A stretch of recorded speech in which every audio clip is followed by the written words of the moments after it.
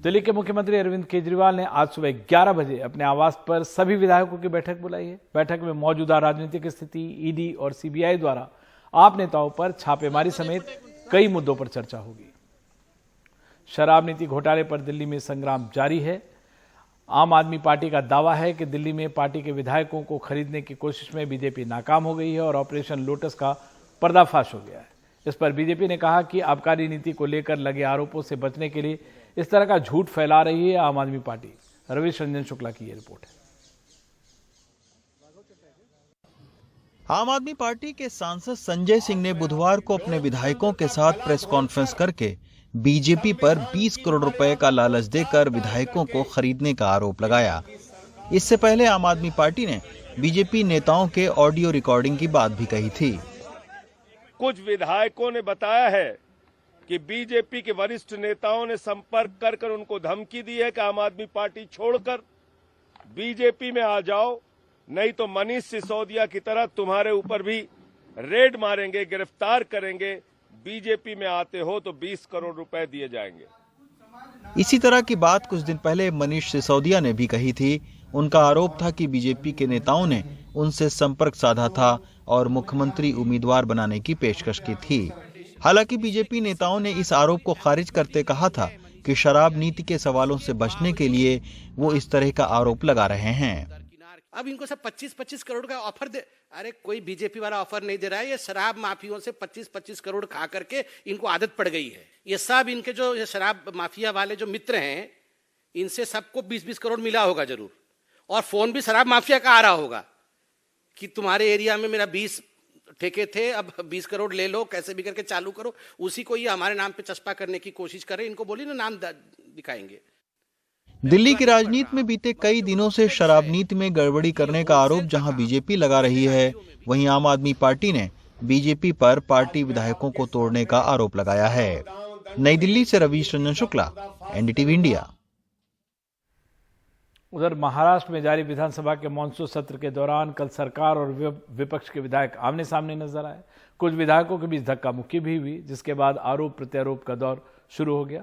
देखते हैं हमारे सहयोगी सोहित मिश्रा की रिपोर्ट। बुधवार सुबह सत्र शुरू होने से पहले महाराष्ट्र सरकार और विपक्ष के विधायक धक्का मुक्की करते नजर आए।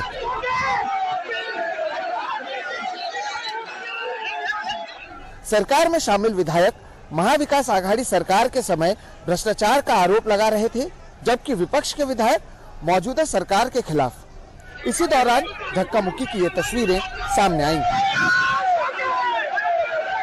शिंदे गुट तरह तरह की बात कर रहा है, अपनी ओर से धक्का मुक्की करने तक की। ये तो एक ट्रेलर था, पिक्चर अभी बाकी है। समझ में आया क्या? हम लोग क्या बोल रहे हैं? हम लोग जब घोषणाबाजी दे रहे थे, उन लोग का आना नहीं चाहिए था। हम लोग चाहने के बाद वो आना चाहिए था। वो लोग कल परसों जो कुछ कर रहे थे, हम लोग कोई आया इसमें से एक ही दोनों पार्टी का, तो क्यों आया? तो इसको कोई ठेस लग गई। समझ में क्या? आपको धक्का मुक्की दिया गया? अरे धक्का मुक्की हमको क्या करेगा वो लोग? हम लोग ने उनको धक्का मुक्की कर दिया। उन्होंने धक्का मुक्की करने के बाद हमारे जो विधायक है वो तो चुप नहीं बैठेंगे। अगर कोई धक्का मारता है तो सामने वाला क्या मार खा के नहीं लेगा ना। सामने वाले विधायक भी मजबूत लोग हैं हमारे पास भी। उन्होंने अगर उसका जो उन्होंने धक्का दिया उसको अगर सामने से प्रत्युत्तर दिया रहेगा तो वो गलत नहीं। विपक्ष की ओर से सांसद सुप्रिया सुले ने ट्वीट कर गृह मंत्री अमित शाह से कहा कि सरकार के विधायक धमका रहे हैं। भरत शेठ गोगावले के बयान का जिक्र करते हुए अपने ट्वीट में उन्होंने लिखा कि गृह मंत्री अमित शाह जी शिंदे गुट के विधायक महाराष्ट्र विधान भवन परिसर में सरेआम महाविकास आघाड़ी विधायकों के बारे में हिंसक वक्तव्य देकर उन्हें धमकाने का काम कर रहे हैं। 2.5 साल में सरकार बदलने के बाद ये तो साफ था कि कई लोग इस बदलाव से नाराज हैं, लेकिन इसका असर इस तरह से दिखेगा ये शायद किसी ने सोचा नहीं था। मुंबई से प्रवीण जिरोहित के साथ सोहित मिश्रा, एनडीटीवी इंडिया। महाराष्ट्र में सत्ता परिवर्तन के बाद उद्धव ठाकरे के बेटे आदित्य ठाकरे राज्य भर में दौरा कर रहे हैं। संवाद, निष्ठा यात्रा और शाखा सम्मेलन कर रहे हैं। उनको दौरों में भीड़ भी दिख रही है, लेकिन सवाल ये उठ रहा है कि क्या ये भीड़ वोटों में तब्दील होगी? महाराष्ट्र की सत्ता से उद्धव ठाकरे को बेदखल करने वाली बीजेपी और उसके सहयोगी एकनाथ शिंदे की निगाह अब बीएमसी पर से शिवसेना के वर्चस्व को खत्म करने पर है। पूजा भारद्वाज की ये रिपोर्ट।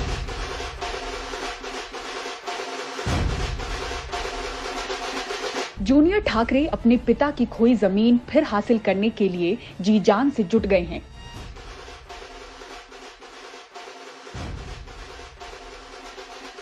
शिवसेना किसकी की लड़ाई तो सबसे बड़ी अदालत में लड़ी जा रही है, लेकिन जमीन पर इसी लड़ाई को जीतने और अपने सैनिकों को समेटने की जद्दोजहद में आदित्य शिव संवाद, निष्ठा यात्रा, शाखा सम्मेलन जैसी मुहिम महाराष्ट्र में छेड़ चुके हैं।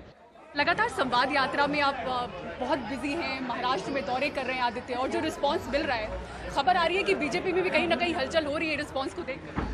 उनमें क्यों हलचल हो रही मुझे पता नहीं, लेकिन गद्दारों में तो हलचल हो रही है, ये मुझे पता है। 2-3 वहाँ के उस गुट के जो विधायक है वो आके मिलके गए।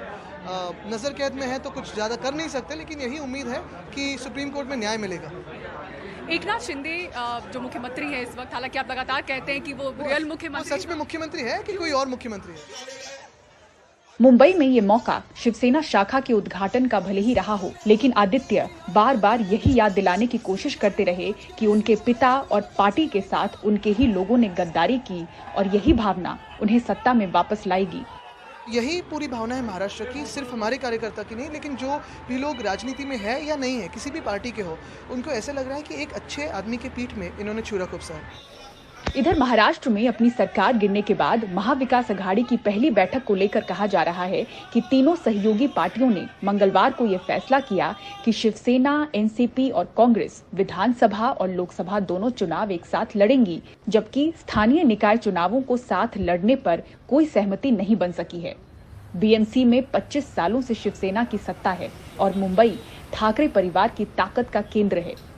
शिंदे गुट ने शिवसेना को काफी हद तक खोखला कर दिया है और अब शिवसेना के सबसे मजबूत किले यानी कि मुंबई महानगर पालिका में भी सेंध लगाने के लिए रणनीति बन रही है। शिंदे गुट ने भी अपनी पहली शाखा शुरू की है। चर्चा है कि अलग शिवसेना भवन बनाने की भी इनकी तैयारी है। मुंबई से कैमरामैन धनेश के साथ Puja Bhardwaj, NDTV India. Supreme court के आदेश पर नोएडा के ट्विन टावर का ध्वस्तीकरण 28 अगस्त को होना है। उससे पहले बगल की सुपरटेक और एमरल्ड और एटीएस विलेज में रहने वालों की सांसें ऊपर नीचे हो रही हैं।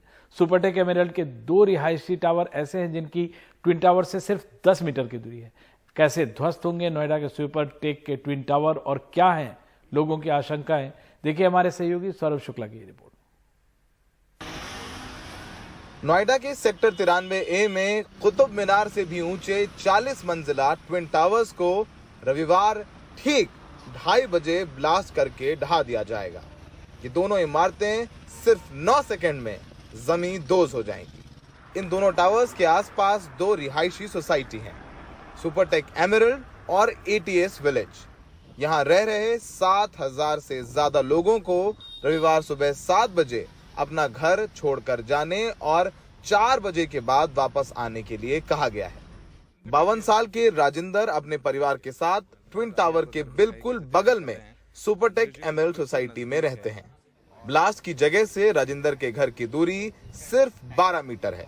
राजिंदर जिस टावर में रह रहे हैं उसे नोएडा अथॉरिटी ने विशेष प्रकार का कपड़ा लगाकर सील कर दिया है ताकि ब्लास्ट के बाद धूल अंदर ना आए। राजिंदर और उनकी पत्नी सरला ने अपने फ्लैट से सारा कीमती सामान बाहर शिफ्ट कर दिया है। और जो वॉल हैंगिंग्स हैं, जो टेलीविजन है, उसको उतार लिया हमने दोबारा से। अच्छा। और एयर कंडीशनर को भी आपने एयर कंडीशनर कवर कर दिया है हमने। और जो भी शीशे सीलिंग करनी है हमको, डस्ट आने की वजह से जो सीलिंग करनी है, सीलिंग करने की तैयारी कर रहे हैं हम लोग। सीलिंग कर रहे हैं तैयारी। आपने देखिए एसी भी कवर कर दिया है, यहाँ पर हमारे सहयोगी दिखाएंगे, एसी कवर कर दिया है। साउंड लेवल इतना बढ़ जाएगा, जो ब्लास्ट होगा उसकी वजह से शीशे तो टूटेंगे ही टूटेंगे। आपको ऐसा लग रहा है? जो हमको लग रहा है शीशे टूटेंगे, आपको लग रहा है? हमको ये लग रहा है शीशे टूटेंगे। तो इसके अलावा कुछ और एप्रीहेंशन तो नहीं है अभी तक। तो लोग घबरा भी रहे हैं क्योंकि भारत में रिहायशी इलाके के इतने नजदीक कभी इतना बड़ा ध्वस्तीकरण नहीं हुआ। हम लोग बस ये लास्ट वीक है, इसी में ही तैयारी शुरू करी है। धीरे धीरे जैसे हम वॉल्स पे हैंगिंग्स लगी हुई हैं, पेंटिंग्स हैं, क्लॉक्स हैं, वो सब उतार रहे हैं और टीवीज़ को भी हम उतार के जाएंगे।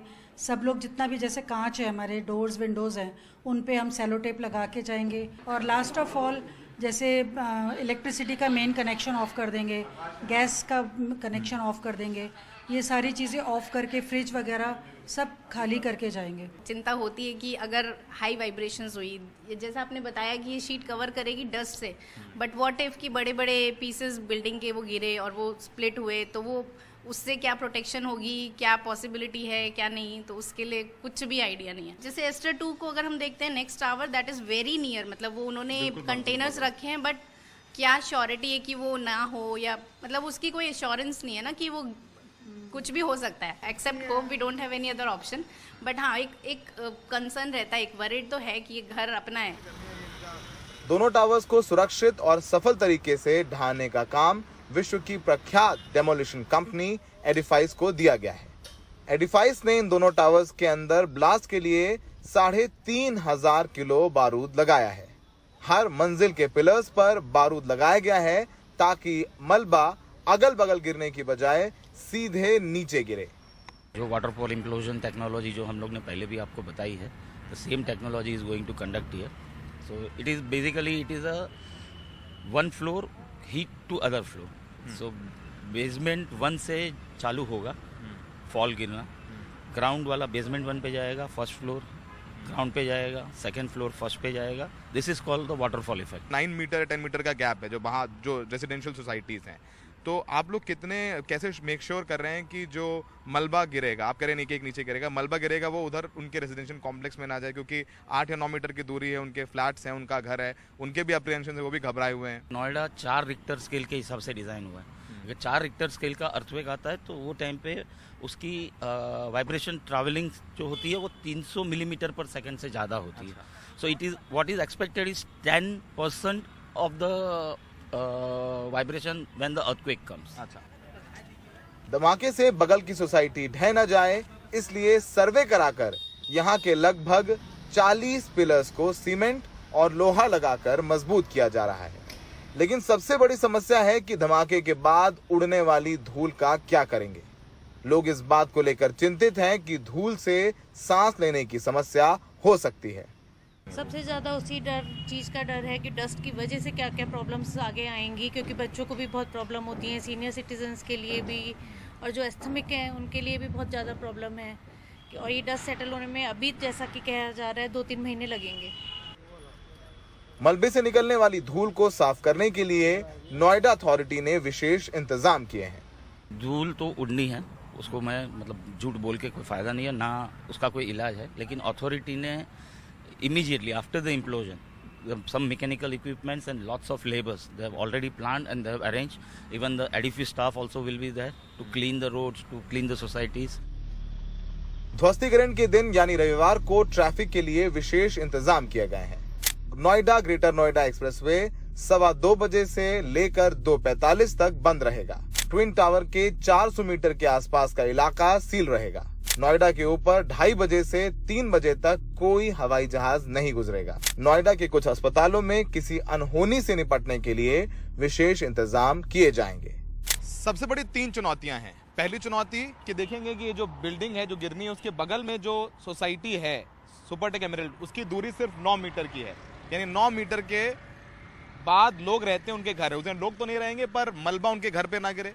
दूसरी चुनौती है कि जो बिल्डिंग है, जो एडिफिस का कहना है वो बिल्कुल सीधे नीचे गिरेगी, इसके जो पिलर्स हैं उसमें बारूद लगाया गया है, तो वो सीधे नीचे आ जाए और जो वाइब्रेशन होगा ब्लास्ट से, जो कंपन होगी उससे दूसरे जो बिल्डिंग्स हैं आसपास उनकी नींव ना कमजोर हो। और तीसरा जो सबसे बड़ी चुनौती है वो है धूल। जब ये ब्लास्ट होगा तो धूल होगी, जिसको लेकर के एडिफिस भी कह रहा है कि धूल का कुछ नहीं कर सकते। उसके लिए नोएडा अथॉरिटी ने यहाँ पर क्लीनर लगाए हैं, लोग लगाए हैं, लेकिन धूल से लोगों को फेफड़े अपने बचाने होंगे। सहयोगी मोहम्मद मुरसलीन और अरविंद उत्तम के साथ नोएडा में सौरभ शुक्ला, NDTV इंडिया।